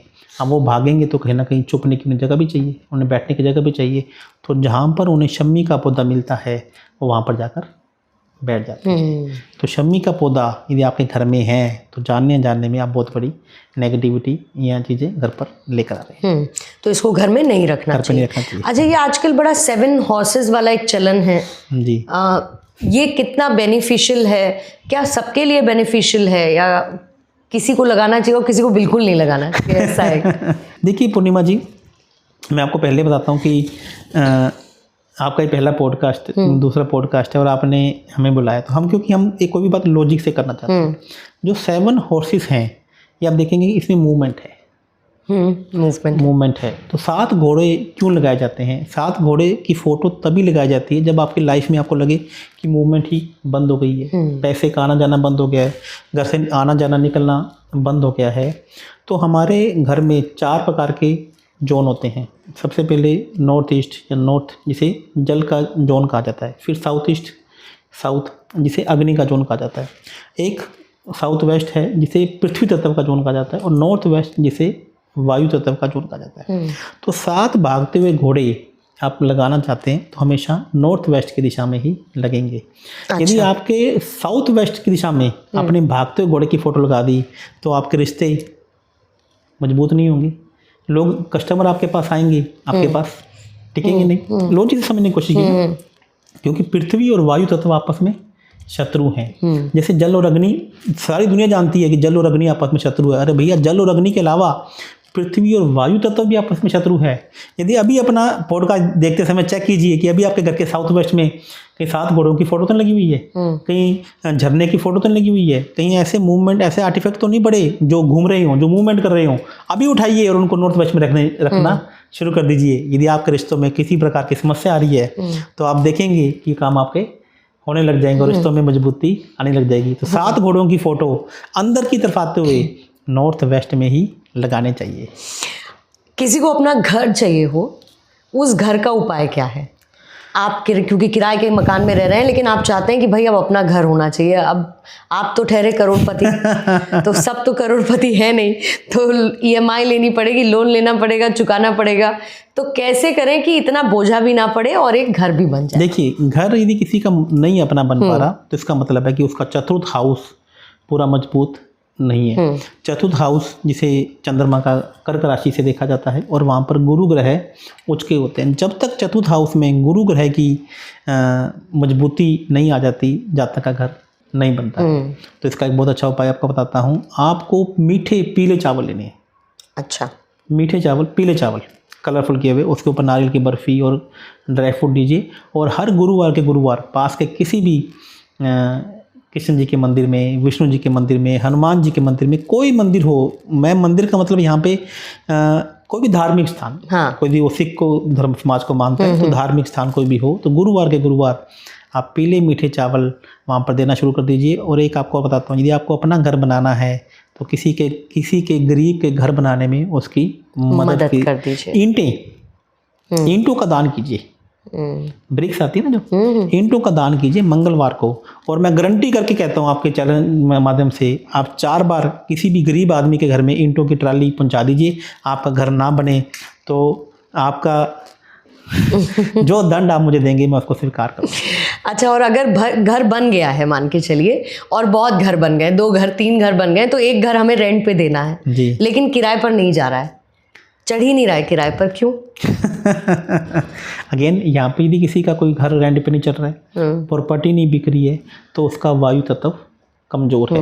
पहला तो वो अपने घर के नॉर्थ वेस्ट में आप एक 7 घोड़ों की फोटो लगा सकते हैं। दूसरा, आपका यदि घर रेंट पे नहीं चल रहा है, आपकी प्रॉपर्टी नहीं बिक रही है, तो आप हो सकता है कि आपकी प्रॉपर्टी के पेपर साउथ वेस्ट में पड़े हों, तो उनको साउथ वेस्ट से निकाल कर अपने घर के नॉर्थ वेस्ट में लगा दीजिए। और एक बहुत ही अच्छा उपाय बता देता हूँ कि अब वो पेपर काफ़ी टाइम से साउथ वेस्ट में पड़े रहे, अब उनको आपने नॉर्थ वेस्ट में रख दिया, लेकिन आप चाहते हैं कि आपकी प्रॉपर्टी तुरंत बिक जाए और तुरंत रेंट पे चढ़ जाए, तो एक पंखा लीजिए, पंखा टेबल फैन, अच्छा, टेबल फैन लीजिए, उसको नॉर्थ वेस्ट की बाहर की तरफ इस प्रकार से रखिए कि वो पंखा जो है उसकी जो नॉर्थ वेस्ट की बाहर की तरफ उसका फेस रहे, और प्रॉपर्टी के पेपर पेन ड्राइव में डालकर ऐसे लगा दीजिए कि उसको हवा पड़नी शुरू हो जाए। आप बात समझ रहे हैं? तो वहाँ पे वायु तत्व एक्टिवेट हो जाएगा, और जैसी पंखे की हवा उन प्रॉपर्टी के पेपरों में पड़ेगी, उन डॉक्यूमेंट पे पड़ेगी, तो ऐसा एनवायरमेंटली माहौल बनना शुरू होगा कि वो प्रॉपर्टी रेंट पे चली जाएगी या फिर वो बिकनी शुरू हो जाएगी। और कुछ लोग ऐसे हैं जिनके ऊपर लोन बहुत है, तो अगर उन्हें लोन उतारना है अपना, तो क्या उपाय करें, क्या तरीका? तो लोन का जो कारक ग्रह है वो छठा घर होता है, रोग ऋण शत्रु, तो छठे घर से देखे जाते हैं। जब छठे घर का संबंध मंगल ग्रह से बन जाए, गुरु ग्रह से बन जाए, या फिर बुध का संबंध मंगल ग्रह से बन जाए, तो जातक लोन की समस्या में आ जाता है। तो वैसे तो ये उपाय आपकी कुंडली देखकर ही बताए जाएंगे, लेकिन एक मैं जनरली आपको उपाय बता देता हूँ।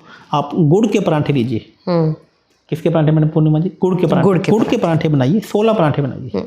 यदि आपके पास लोन ज़्यादा है, और 16 परांठे पूर्णिमा से लेकर अमावस्या तक, पूर्णिमा से लेकर अमावस्या तक हर दिन 16 परांठे बनाकर आपको सुबह सुबह बनाने हैं, ताज़ा आटा गूंद कर, और ये लगातार 16 दिन आप गौ माता को खिलाना शुरू कर दीजिए। आप कितनी ही बड़ी कर्जे की समस्या में हो, लोन हो, आप उससे तुरंत निकलना शुरू हो जाएंगे।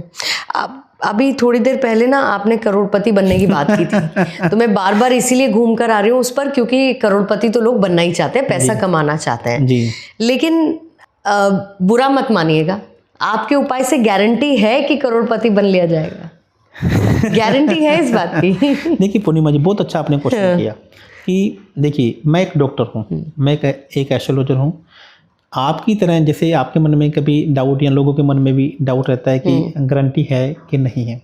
देखिए, जब एक डॉक्टर ऑपरेशन करने के लिए बाहर मरीज को अंदर लेके जाता है, तो क्या बोलता है कि पहले आप साइन कर दो कि रिस्क हमारा नहीं है, हम ट्रीट करें। लेकिन क्या डॉक्टर कभी चाहता है कि उसका पेशेंट मर जाए? नहीं। आप भी देखिए, आप भी, आपका जब भी मैं नाम लूँ तो मैं जातक की बात कर रहा हूँ, तो हम भी जब भी हार्ट वाले डॉक्टर के पास जाते हैं या किसी से ऑपरेशन करना चाहते हैं, तो हम सबसे पहले क्या चेक करते हैं?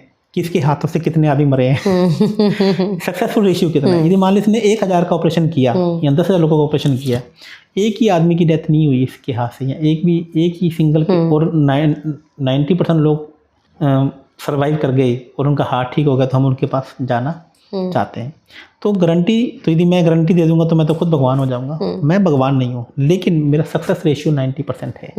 कितना बोला मैंने? 90%। मैं 199% भी नहीं बोल रहा हूँ। हाँ। मेरा सक्सेस रेशियो 90% है, और मेरे को इसलिए लोग मेरे से प्यार करते हैं, लोग मेरे पास इसलिए आते हैं कि मैं हर बात लॉजिक से करता हूँ। और पहले एस्ट्रोलॉजी में मैंने अपने आप को खुद को करोड़पति बनाया। मैंने खुद को अपने आप को, अपनी जो आज मेरी मार्केट वैल्यू है इंडिया में, इंडिविजुअल एस्ट्रोलॉजी की मैं बात करूँ तो हम सबसे, हमारी ज़्यादा वैल्यू है, 100 करोड़ से ज़्यादा की वैल्यू हमारी है। और मैंने ये प्रॉमिस भी किया है कि आने वाले 2 साल में हम 10,000 करोड़ के क्या बात है बनने जा रहे हैं। मैंने इससे 2 साल पहले ये मैंने बोला था कि मेरी 100 करोड़ की मार्केट वैल्यू होगी आने वाले टाइम में, तो मैंने ये अचीव कर दिया है। और आज मैंने 2 पॉडकास्ट में पहले ही बोल चुका हूँ, ये तीसरा पॉडकास्ट है कि आने वाले 2 साल में 10,000 करोड़ पे हमारा टारगेट है। ये हमारी मार्केट वैल्यू। आप भी यहीं पे हैं, मैं भी यहीं पे हूँ, और जनता भी यहीं पे है। क्योंकि मैं आपको ये कहना चाहता हूँ कि मेरे अंदर एक विजन है। यदि आप भी आगे बढ़ना चाहते हैं, या आप जनता जो हमारे जिनके पास विजन है, तो विजन से आइए। मेरे पास ऐसा कोई उपाय नहीं है कि मैं आया हूँ और आपको मुट्ठी, कोई जादू की छड़ी नहीं है, कोई मैजिक वॉन्ड नहीं है, तरीके साइंस। आपके पास एक विजन है, आप आगे बढ़ना चाहते हैं, आप एक बिजनेस कर रहे हैं, तो मैं आपको बताता हूँ कि आपको कौन सी दिशा में बैठना है, कहाँ पर बैठ के काम करना है। इसमें एक बात तो बता देता हूँ, जितने भी एस्ट्रोलॉजर हैं या वास्तु वाले हैं, आपको काम बिठा देते हैं साउथ वेस्ट में। साउथ वेस्ट दिशा सबसे रिलैक्स का जोन है। साउथ वेस्ट में दिशा में कभी भी बैठकर काम नहीं करना। जैसे आप साउथ वेस्ट में दिशा में काम बैठ जाएंगे, आपको पकड़ के बैठ जाती है। जाएंगे। वो आपको काम ही नहीं करने देती है, वो आपको हिलने ही नहीं देती है। यदि आपको अपना नेम एंड फेम चाहिए तो आप नॉर्थ ऑफ नॉर्थ वेस्ट की डायरेक्शन में बैठिए, आप ईस्ट की डायरेक्शन में बैठिए, आप वेस्ट की डायरेक्शन में बैठिए, आप साउथ ईस्ट की डायरेक्शन में बैठिए। आप साउथ वेस्ट में डायरेक्शन में जैसे ही बैठेंगे तो ये क्या है, रिलैक्सेशन का जोन है, ये ऐसा जोन है। तो मैं आपको ऐसे बताता हूँ कि आपको अपने प्रोडक्ट कहाँ लगाने हैं, आपको चीज़ें कहाँ करनी, काम आपको करना पड़ेगा। यदि आप सोचे कि चार जी आए और आपको बंद मुट्ठी करके बाकी लोगों की तरह डरा दें, तेरे पे कुछ कर रखा है, तेरे पे कुछ नहीं कर रखा, ऐसी कोई साइंस नहीं। अच्छा, कोई ऐसी आदत भी है जो आपको पैसा कमाने से रोकती है? बहुत बढ़िया। सबसे बड़ा कारण ही ये है कि हर आदमी के अंदर कुछ उसकी लिमिटेशंस हैं, कुछ कमियां हैं और कुछ उसकी स्ट्रेंथ है। जैसे ये बुरी आदतें ही आदमी को आगे बढ़ने से रोकती हैं। सबसे बड़ा जो आज अपने में दिल की बात आपने मेरी पकड़ ली कि यदि एस्ट्रोलॉजी हमें ये बताती है कि तेरे अंदर क्या कमियां हैं, आपके अंदर क्या कमियां हैं, तो कौन सी कमियों को आपको कम करना है और अच्छी चीज़ों को अपने अंदर लेकर आना है। जैसे किसी की कुंडली में चंद्रमा मंगल इकट्ठे हो जाए तो उनके अंदर प्रोक्रास्टिनेशन होता है। वो सुबह उठेंगे, बोलेंगे जिम जाऊंगा, फीस भी देकर आ जाएंगे, लेकिन सुबह उठ के जिम जाने से पहले क्या बोलेंगे, नहीं कल जाएंगे, कल जाएंगे, कल जाएंगे। क्यों? उनके अंदर क्या आता है, प्रोक्रास्टिनेशन की, आलस करने की, काम ना करने की। यदि किसी की कुंडली में चंद्रमा शनि इकट्ठा होकर बैठ जाए तो उनके अंदर क्या रहता है कि जैसे ही वो किसी काम को शुरू करना चाहते हैं, ट्रैवल करना चाहते हैं, तो उनकी गाड़ी खराब हो जाती है, चीज़ें खराब हो जाती हैं। चंद्रमा केतु हो जाए तो यदि किसी ने उनको पैसा देना है तो पैसा लास्ट मोमेंट पे आता ही नहीं। अब पैसा नहीं आएगा तो काम कैसे शुरू होगा? तो ये कुछ आपकी कुंडली में जो चीज़ें हैं, जो अपने प्रारब्ध आपके कर्म हैं, ये आपको देखने पड़ेंगे। तो कुछ आदतें, जैसे मैं आपको आपने बिल्कुल ठीक कहा, सभी को पता है कि सुबह 6 बजे उठकर घूमना चाहिए। अब मुझे बताइए कितने लोग घूमते हैं? सभी को पता है कि ज़्यादा खाना खाने से पेट खराब हो जाएगा, तो कितने लोग घूमते हैं? तो मैं हमेशा ये कहता हूँ, एक परफेक्ट आदमी, एक बड़ा आदमी हमेशा अपने पास कोच रखता है और एक आम आदमी हमेशा हर काम को फ्री में करने की कोशिश करता है। यदि आपको बड़ा आदमी बनना है तो ध्यान रखिए, अपने पास कोच रखना शुरू कीजिए। देखिए, ये आपका हर आदमी के पास फैमिली डॉक्टर है, हर आदमी के पास हेल्थ में जाते हैं तो पर्सनल ट्रेनर है, लॉयर है, डाइटिशियन है। और एस्ट्रोलॉजी के मामले में आप क्या समझते हैं और वास्तु के मामले में क्या समझते हैं, ये तो मेरा 500 वाला जातक 500 वाला पंडित ही कर देगा। दोस्तों, यदि आप, मैं आपको एक बात बताता हूँ, ये 10 एक तरफ हैं, जो बाकी के आपके लॉयर हैं, डॉक्टर हैं। यदि आपका भाग्य का डॉक्टर आपके साथ में है तो ये 10 भी आपके साथ में लाइन लगाकर खड़े हो जाएंगे। तो भाग्य और कर्म को यदि अपने साथ में रखना चाहते हैं तो दोस्त, एस्ट्रोलॉजी में अच्छे समय को भी और बुरे समय को भी, दोनों चीज़ों को मेंटेन रखिए। भाग्य का जो गुरु है वो आपको गाइड करता है, कोच करता है कि अब तेरा ये दान करने से ये काम होता है। आजकल मैं मैनिफेस्टेशन के बारे में बहुत सुनती हूँ आचार्य जी। मैनिफेस्टेशन वाकई में बहुत काम करता है क्या? आप बस सोचिए और वैसा होता जाएगा, ऐसा है? सब कुछ ही मैनिफेस्टेशन है पूर्णिमा जी। जो भी बड़ा आदमी है वो मैनिफेस्टेशन को, लॉ ऑफ अट्रैक्शन को बहुत ज़्यादा मानता है। मैं ये कहता हूँ कि आपकी कुंडली का, आपका एक ऐसा देवता है जिसको याद करते हुए आप मैनिफेस्ट कर रहे हैं, या ऐसे एक ऐसा जोन है जिसमें बैठकर आप यदि मैनिफेस्ट करते हैं तो वो देवता आपके साथ में आपको आगे बढ़ाने में काम शुरू कर देता है। तो इसमें कोई दो राय नहीं है कि मैनिफेस्टेशन काम करता है। और ये हर अलग अलग कुंडली के अलग अलग देवता, अलग अलग जातक का, अलग अलग इंसान का। देखिए, मैं कोई भी बात करता हूँ तो फिर आपको मैं क्या कहता हूँ कि मैं लॉजिक से बात करता हूँ। मेरे पॉडकास्ट में व्यूज़ कभी कम भी आ जाते हैं, कभी ज़्यादा भी, लेकिन जो मेरा पॉडकास्ट पूरा देख लेता है फिर वो मेरे से कंसल्ट करना चाहता है, फिर वो मेरे से बात करना चाहता है कि आचार्य जी यार आपका जो पॉडकास्ट है ना वो हमने सुना और हमें आनंद आ गया। देखिए, भगवान विष्णु जी के 24 अवतार हुए, भगवान शिव के 12 अवतार हुए। पूर्णिमा जी, मैं अक्सर अपने पॉडकास्ट में ये बात कहता हूँ कि जब आप किसी समस्या में हैं या आपकी इच्छा पूर्ति का जो देवता है वो अलग अलग हो सकते हैं। जैसे एग्जांपल से आपको मैं बताना चाहता हूँ कि सभी लोग, जैसे हमने हमारी एक पिछली वाली रील भी बहुत वायरल हुई थी कि मैंने जिसमें कहा था कि मंगलवार को जब आप बूंदी का प्रसाद चढ़ाते हैं तो उसे खुद को नहीं खाना चाहिए। तो आप यदि, क्योंकि आप मंगल को हल्का करने जा रहे हैं, तो उसमें लोगों ने हमें खूब प्यार दिया। तो आज आपको मैं एक बात और बताता हूँ कि मंगल, जिसे सब लोग क्या समझते हैं कि वो हनुमान जी का ही अवतार है। मंगल ग्रह जो हैं वो भूमि के पुत्र हैं। तो इसमें हिरण्यकशिपु जब पृथ्वी को उठाकर उनका अपहरण करके नीचे समुद्र में लेकर गए थे, तब भगवान विष्णु जी ने वराह स्वरूप लिया था ब्रह्मा जी की नासिका से, और तब उन्होंने हिरण्यकशिपु से युद्ध करके पृथ्वी को यानी कि भूमि देवी बोला जाता है, पृथ्वी को आज़ाद करके लेकर आए थे, जिसे बाद में उनका विवाह भूमि देवी से हुआ और उनसे एक संतान हुई जिसे भौम कहा गया है, जिसे मंगल ग्रह कहा गया है। तो मंगल ग्रह जो भगवान विष्णु जी का एक स्वरूप है और हनुमान जी जो भगवान शिव के 11वें अवतार हैं। तो यानी कि विष्णु मतलब कि मंगल और हनुमान जी अलग अलग देवता हैं। हनुमान जी जिनके पास 9 के 9 ग्रहों की पावर है और ऐसे ही हनुमान जी का जन्म भी मंगल के 3 नक्षत्र है उसमें चित्रा नक्षत्र में हुआ और ऐसे ही विष्णु जी के नरसिंह अवतार का जन्म भी चित्रा नक्षत्र को हुआ था। तो अब आप किस समस्या से परेशान हैं तो कौन सी देवी देवता आपकी सहायता करेंगे, तो ये भी आपकी कुंडली को देखकर ही बताया जाता है। जैसे देखिए अभी सब लोग बोलते हैं कि आप रोज़ विष्णु सहस्त्र नाम का पाठ करना शुरू कर दीजिए। हर आदमी को बोला जाता है कि आप ये, मैं आपको एक बात बता दूं कि आज का जो ये कलयुग है ना, आज के जो मैं और आप हैं, हमारे अंदर देवी देवता और असुर भी विराजमान है। मतलब एक ही शरीर में सुर और असुर दोनों विराजमान हैं। और विष्णु जी एक मात्र ऐसे देवता हैं जिन्होंने सृष्टि के पालनहार हैं, सृष्टि के बनाने वाले हैं। तो उन्होंने कभी भी आज तक एक भी असुर को वरदान नहीं दिया है। अच्छा, एक भी असुर किसी की पूजा करते थे तो विष्णु जी के पास नहीं जाते थे, वो या ब्रह्मा जी की पूजा करते थे या फिर शिव जी की पूजा करते थे। एक भी वचन, क्योंकि उन्हें मालूम था कि विष्णु जी चतुर और चालाक देवता हैं, यदि भगवान हैं, यदि इन्हें हमने पूजा कर ली तो हमारा दिमाग ही घुमा देंगे और हमें वरदान नहीं देंगे। तो मैं आपको पहले तो ये बताऊंगा कि यदि आपको पैसा चाहिए तो आपको ब्रह्मा जी की पूजा करनी पड़ेगी।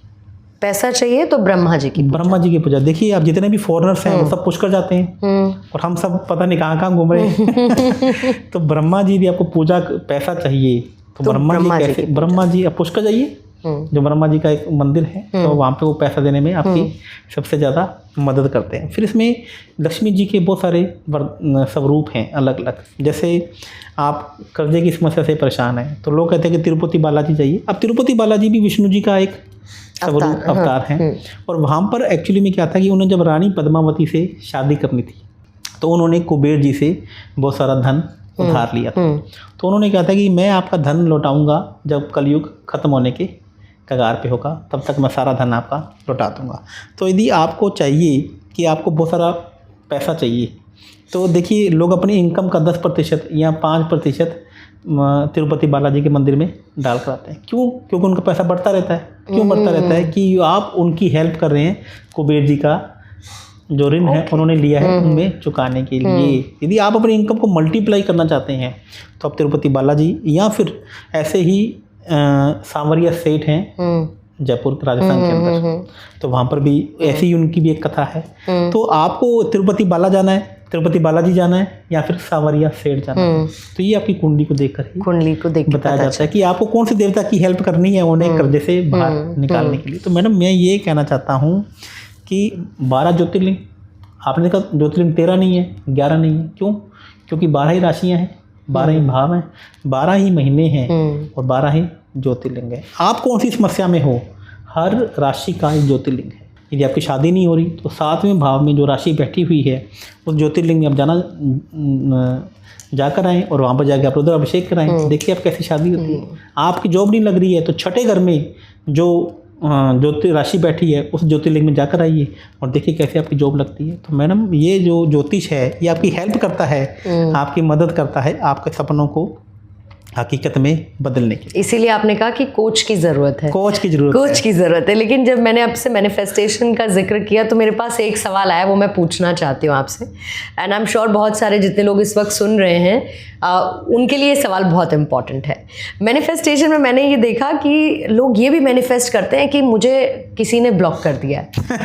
आप मैनिफेस्ट करते हैं कि जिसने मुझे ब्लॉक किया है वो मुझे अनब्लॉक कर रहा है। मैनिफेस्ट कर रहे हैं। तो ये मैनिफेस्टेशन से हो जाता है कि कोई जिसने ब्लॉक किया है वो अनब्लॉक कर दे, या कोई और तरीका है? बहुत सारे लोगों का ये सवाल है, बता दीजिए। अभी मैं जब एक जगह ना पॉडकास्ट करने गया था आपसे पहले, तो बच्चे ने मुझसे पूछ लिया कि आचार्य जी आप ये उपाय तो बता रहे हैं, लेकिन जब ये एस्ट्रोलॉजी लिखी गई थी तब तो फ़ोन ही नहीं थी, तब लोग कैसे ब्लॉक करते थे। तो तो मैं इसीलिए कहता हूँ कि जो मैं आपको उपाय बताता हूँ ये पूरे लॉजिक से बताता हूँ। हमारे वास्तु के अंदर 45 देवी देवता हैं, उनमें से एक देवता का नाम है मित्र देवता। मित्र देवता उसका नाम ही मित्र है। तो जब वो आपकी कुंडली में आपसे नाराज हो जाते हैं, घर के अंदर नाराज हो जाते हैं, तो आपका जो मित्र होता है वो आपका शत्रु बन जाता है।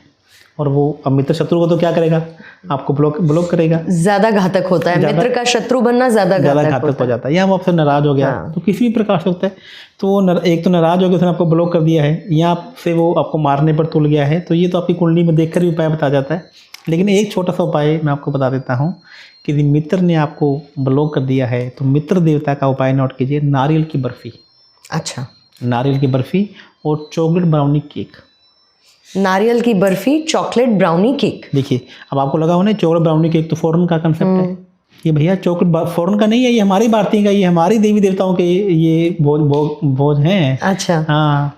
और चॉकलेट ब्राउनी केक और नारियल की बर्फी लीजिए और शनि देवता के मंदिर में, काली माता जी के मंदिर में भोग लगाइए।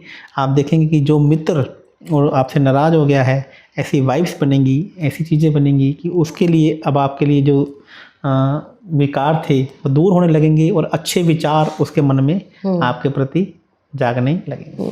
इसी से जुड़ा सवाल है कि जब आप ये कहते हैं कि मंदिर में जाके भोग लगाइए, तो भोग लगाने के बाद जो बचता प्रसाद है या जो भी आप दे रहे हैं वो क्या करना चाहिए, बांट देना चाहिए? हाँ, ये वाला प्रसाद आप बांट भी सकते हैं और इसे खुद भी खा सकते हैं। तो चॉकलेट ब्राउनी केक आप खुद भी एंजॉय कर सकते हैं और लोगों को भी बांट। देखिए फल तभी मिलेगा जब लोग आप खाएंगे और उसको आपके मुंह से निकलेगा वाह मुझे मजा आ गया, तभी आपका काम होगा। तो ऐसा नहीं है कि पूरा का पूरा आप खुद खा जाइए। जितने ज़्यादा बड़ा केक होगा, जितने ज़्यादा केक होंगे, उतना जल्दी आपका काम होगा। एक अंतिम क्वेश्चन बस आपसे मैं और लूँगी आचार्य जी, ये 2026 के साल का एक राउंड अप कर दीजिए आप कि भाई जब 2026 हम शुरू कर रहे हैं तो किस चीज़ को, 3 टॉप चीज़ें जो हमें अपने 2026 को बेहतर करने के लिए करनी है, नॉन नेगोशिएबल है। वाह पूर्णिमा जी, तो मैं इसमें आपको 3 D करने के लिए बोलूँगा। सबसे पहले डिसिप्लिन, क्योंकि सूर्य का साल है और सूर्य को डिसिप्लिन बहुत ज़्यादा पसंद है। यदि आप 2026 में करोड़पति बनना चाहते हैं तो सूर्य उदय से पहले उठना शुरू कीजिए। डिसिप्लिन यदि आप लाइफ में रहेंगे तो आप खूब आगे बढ़ेंगे। डिटर्मिनेशन यानी कि पक्के इरादे, जो मंगल, सूर्य का सबसे जो अच्छा मित्र है वो मंगल ग्रह हैं, उनको डिटर्मिनेशन पसंद है। तो ठंडा पानी पीना नए साल में कम कीजिए, गुनगुना पानी पीजिए या मटके का पानी पीना शुरू कीजिए और रोज़ एक्सरसाइज करना शुरू कीजिए जो मंगल ग्रह का है। और तीसरा है डेडिकेशन यानी कि गुरु ग्रह, जो फिर सूर्य का सबसे प्रिय मित्र हैं। और मंदिर जाना की हैबिट डालना शुरू कीजिए, रोज़ भजन सुनना शुरू कीजिए। और यदि मैं हमेशा अपनी लाइफ में एक बात और कहता हूँ कि सुबह भजन कीजिए और शाम को अपने घर वालों को भी समय दीजिए। और ये 3 चीज़ें, 3 आदतें यदि आप अपने अंदर डाल लेते हैं तो साल 2026 आपका है और आपके लिए ही नया साल बहुत कुछ लेकर आने वाला है। बिल्कुल इसी उम्मीद के साथ कि आप सब लोग 2026 में बहुत बेहतर करें, बहुत शानदार करें और लव भूषण जी ने जो उपाय बताए उन उपायों का पालन करें, करोड़पति तो बने ही, खुश रहें, परिवार के साथ रहें, इसी उम्मीद के साथ। बहुत बहुत शुक्रिया आपका लव भूषण जी, आपने आज समय निकाला पॉडकास्ट में, पूर्णिमा स्पीक्स में आप शामिल हुए और इस बात की उम्मीद करते हैं कि आपके बताए उपायों से हर किसी को लाभ हो। और कुछ उपायों की चर्चा मैं भी पॉडकास्ट के बाद आपसे करूँगी। But thank you so much for joining us और साथ ही आप सबका भी शुक्रिया हमारे साथ जुड़ने के लिए।